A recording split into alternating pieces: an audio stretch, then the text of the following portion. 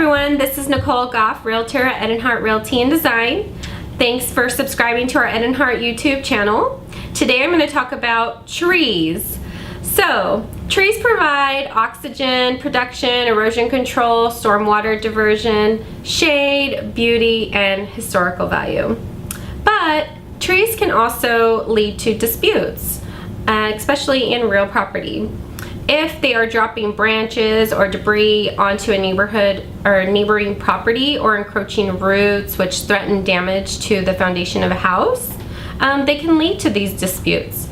Trees can sometimes interfere with the lawful use and enjoyment of neighboring properties, and unfortunately these disputes often arise when the property goes on the market. So first of all, who is the owner of the tree? The tree ownership depends on the location of the trunk. A tree whose trunk stands entirely on one's property belongs exclusively to the landowner, although roots may extend into the land of an adjoining owner. A tree whose trunk stands partly on a land of two or more owners belongs to them in common. This would be a tenancy in common ownership. It makes no difference what percentage of the tree is on one side of the property line.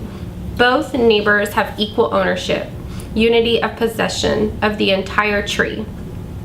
Another question you may have, does the owner of the real property ever have the right to cut the roots or branches of the trees belonging to an adjoining neighbor? Branches and roots of trees that encroach on another's land and cause or threaten damage may constitute as a nuisance.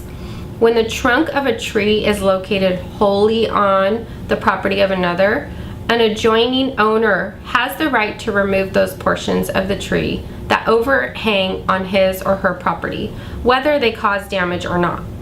Also, the owner of the neighboring property cannot cut the tree down itself, but rather does have the right to cut off the undercutting roots at the property line, as long as the owner acts reasonably in doing so without harming the overall health of the tree.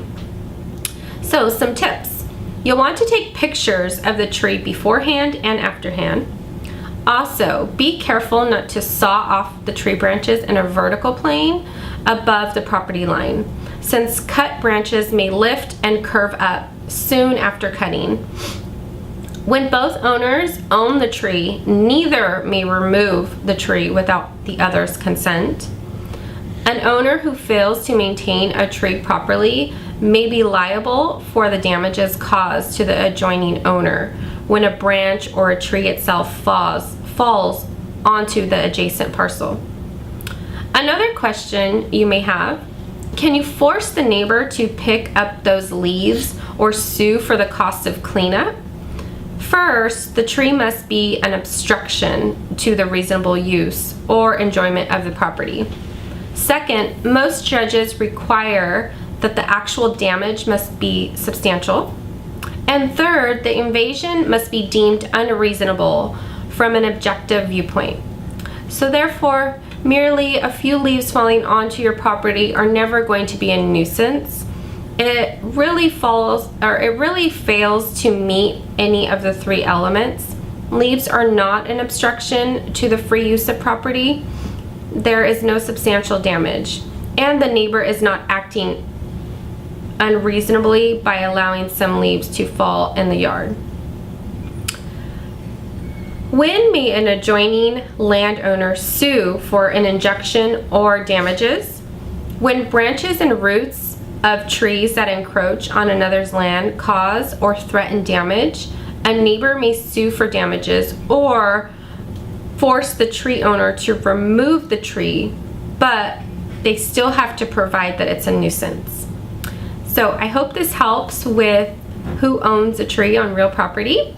This is Nicole Gough, Realtor with Edinhart Realty and Design. Please subscribe to our YouTube channel at Edinhart. Thank you.